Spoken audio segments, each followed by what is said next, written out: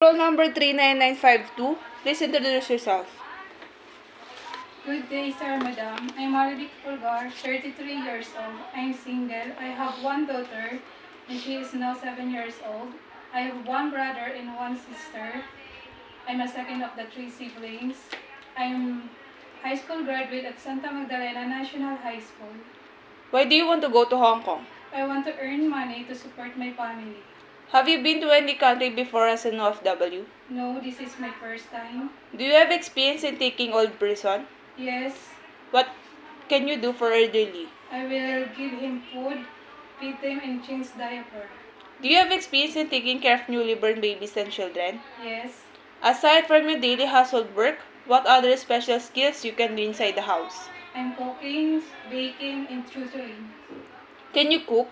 Yes, What foreign dishes can you cook? I cook like chop suey, steamed fish, and like Filipino food, I cook sinigang and adobo. Describe yourself as an housemaid.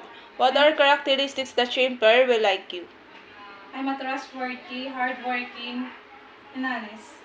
During misunderstanding with your employer, what do you do? I will talk to them and say sorry, and I apologize.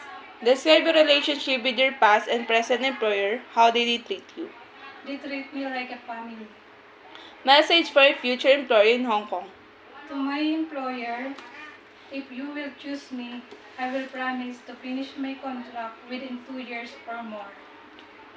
Thank you.